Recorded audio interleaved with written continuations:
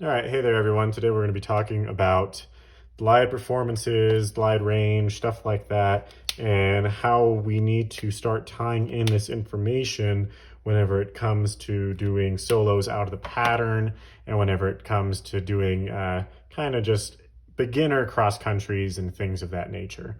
So let's go ahead and hop right into it. We're going to be using the K21 as an example, and the ASK21 is going to have a glide ratio of 32 to 1 at 49 knots. That's a little abbreviation for knots right there, K and TS.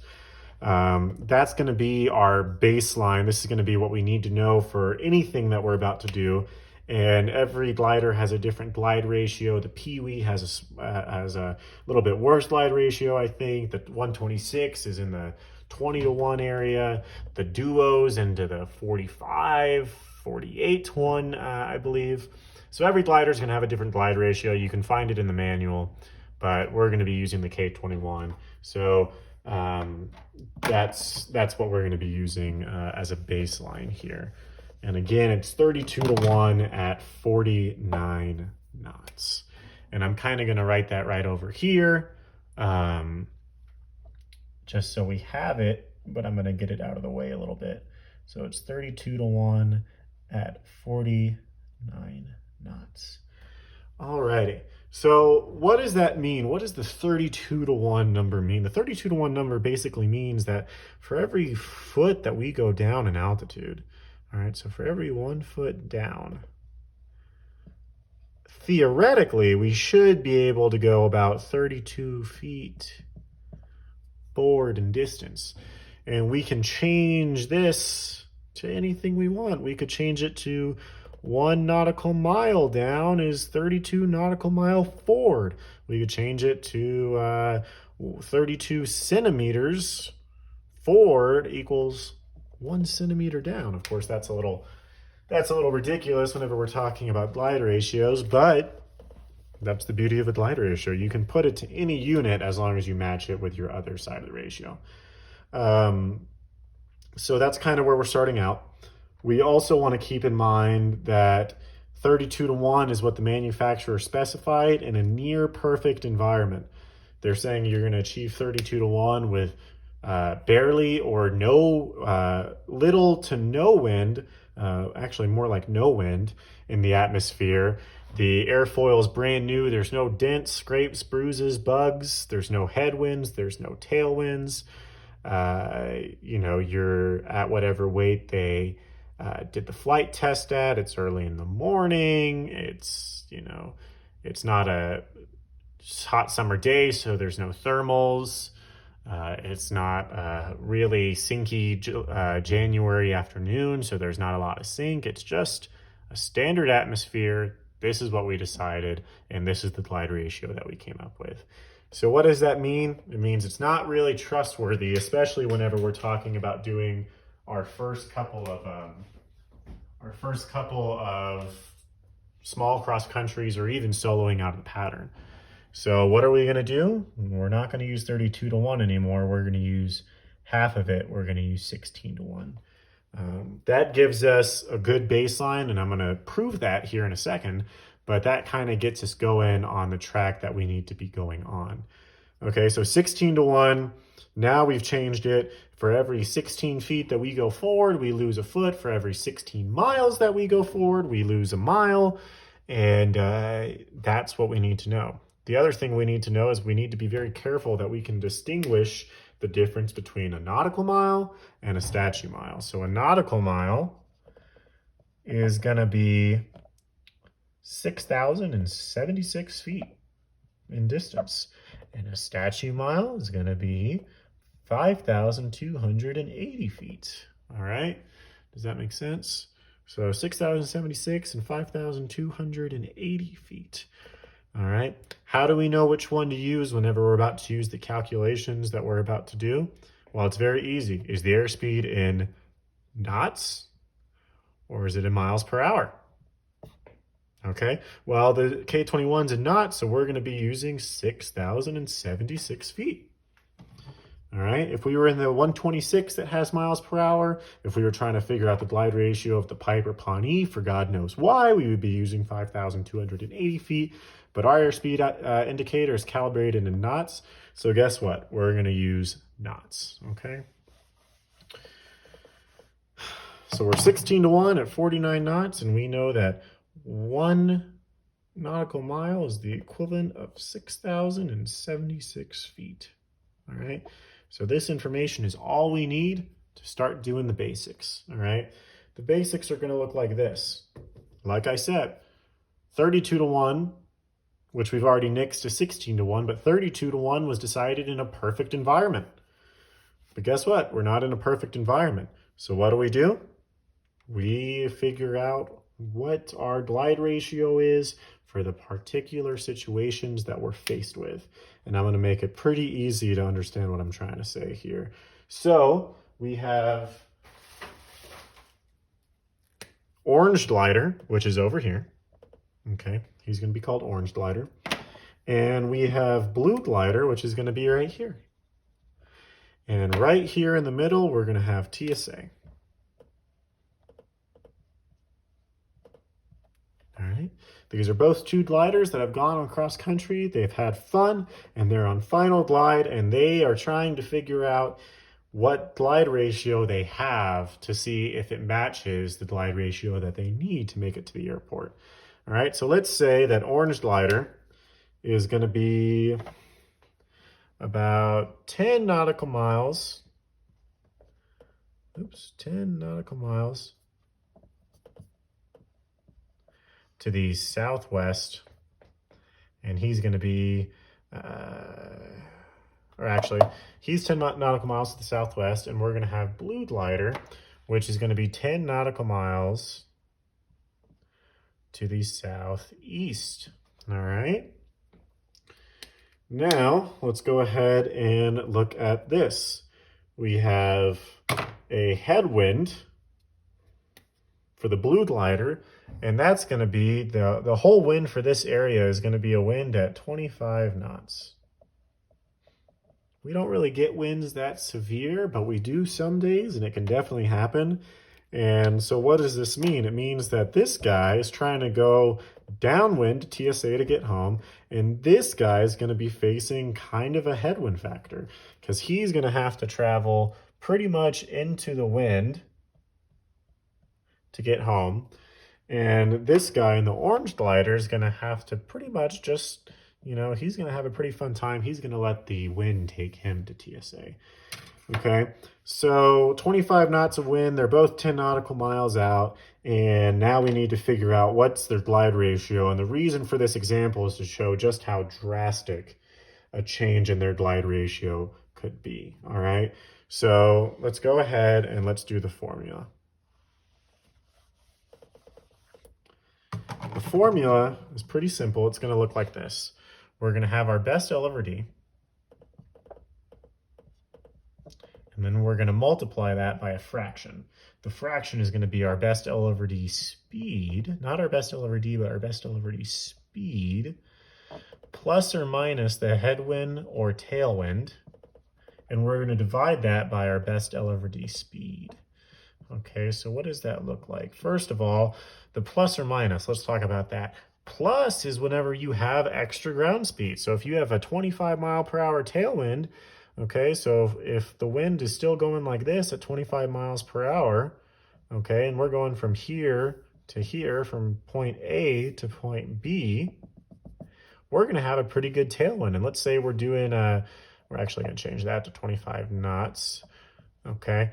Let's say that we are in a K21 and we're doing 49 knots. Our ground speed is actually going to be 49 plus 25, and that's going to be 74 knots, all right?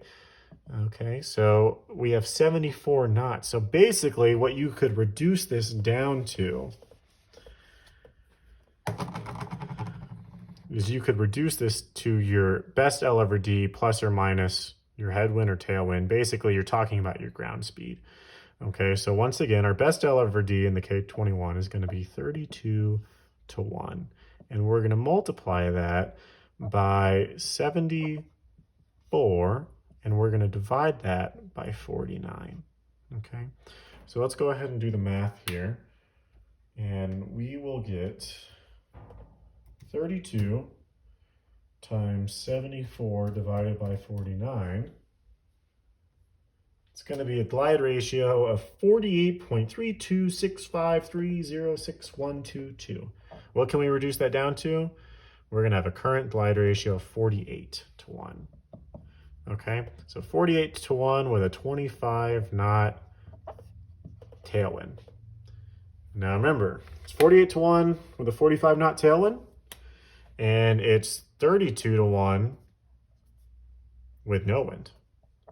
So that is a very, very, very significant difference. 32 to 48 to 1. You're going from K21 performance to duo discus performance like that with a tailwind. Pretty significant. Now, what do you think is going to happen if we change it up a little bit and we say that we have a 25 knot headwind? So now we have the same situation, except it's in reverse. We're trying to get from point A to point B. All right, point A to point B, except now we have a 25 knot headwind. It's not very nice with the wind, but we have to deal with it, right? So now it's going to be 32 to 1, except it's not going to be 74. Now it's going to be 49 minus 25, because the headwind is going to hurt our performance. So we think hurt, we think negative, we're going to think the subtract symbol. So it's going to be 49 minus 25, and we're going to get 24. That's pretty pitiful. So now the only thing that needs to change is right here. Now we're going to do 32 times 24 divided by 49. And what do we get? 15.673 blah, blah, blah. We're going to round it up to 16. We're going to round it up to 16 to 1. All right. So we had 16 to 1. And we had 48 to 1. And this one was with a headwind, and this one was with a tailwind. That's a pretty significant performance drop, if you will. I would definitely want to have the tailwind. I would not want to have the headwind in this situation. So now that we kind of have these examples, we can erase this. We have the formula. We've done the formula. And we can kind of add this to our information that we already have. So it was 48 to 1 with the tailwind, and it was 16 to 1 with the headwind. All right. So we know that. Now we need to figure out how much altitude we're going to lose in a given time with these tailwinds. Okay. So what we're going to do is we're going to take our glide ratios and we're just going to add 3 zeros to the end of them. So our tailwind's going to be 48,000 and our headwind's going to be 16,000. And we're going to divide that by whatever distance measurement that we're calibrated in, which we already did. We figured out, hey, we're calibrated in knots. That means we're going to be using nautical mile, which is 6,076 feet. So now what we can do is we can say 48,000 divided by 6,076. That's going to figure out our tailwind altitude lost per mile. So if we plug that in here, we plug in 48,000 divided by 6,076, we get 7.899. All right, 7.899. Let's go ahead and call that about 7.9. Okay, so now we're going to take 1,000 feet. All right. Basically, what the 7.9 mean is that for every 1,000 feet that we lose, we go forward 7.9 miles, which is pretty good. It's kind of like a glide ratio, except now we're talking in feet.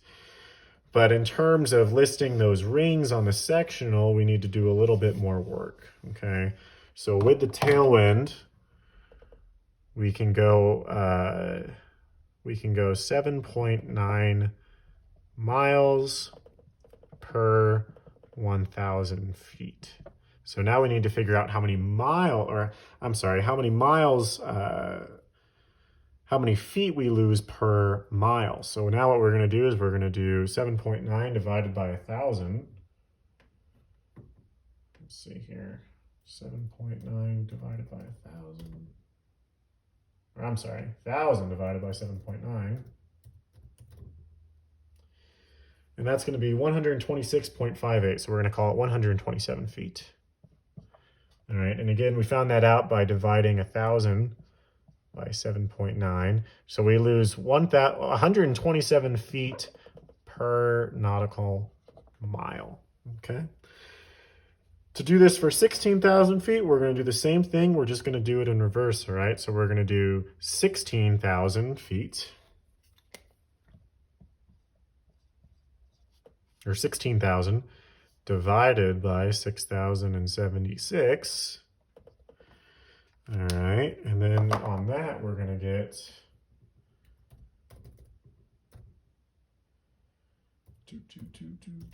forgive me, my calculator's on the other side here. We're going to get 2.633.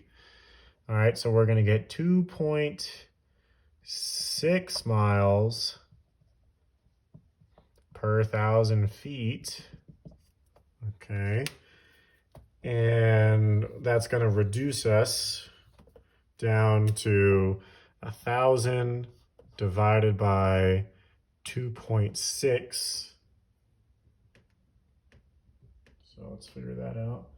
1,000 divided by 2.6. It's going to be 384.615. Let's call it 385. That means we're going to get an altitude loss of 385 feet per nautical mile. That's a pretty significant difference, okay? Whenever we're talking about low glide ratio gliders, that means a lot, okay? It's no joke here. So how do we factor this into something that's logical, okay? Why are we talking about this, and why are we relating it to soloing out of the pattern and doing our first couple cross-country flights once we get those endorsements? Well, I'll tell you why here in a second. Basically, we have 385 feet per nautical mile.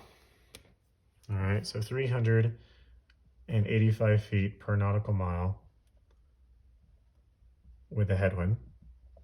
And we have 127 feet per nautical mile with a tailwind. We don't really need our glide ratios anymore. We only needed that to get figured out. It's nice to know our glide ratios, but just to save space, we're going to do this. All right, so what this means is that if I'm at TSA, and here's Maypearl,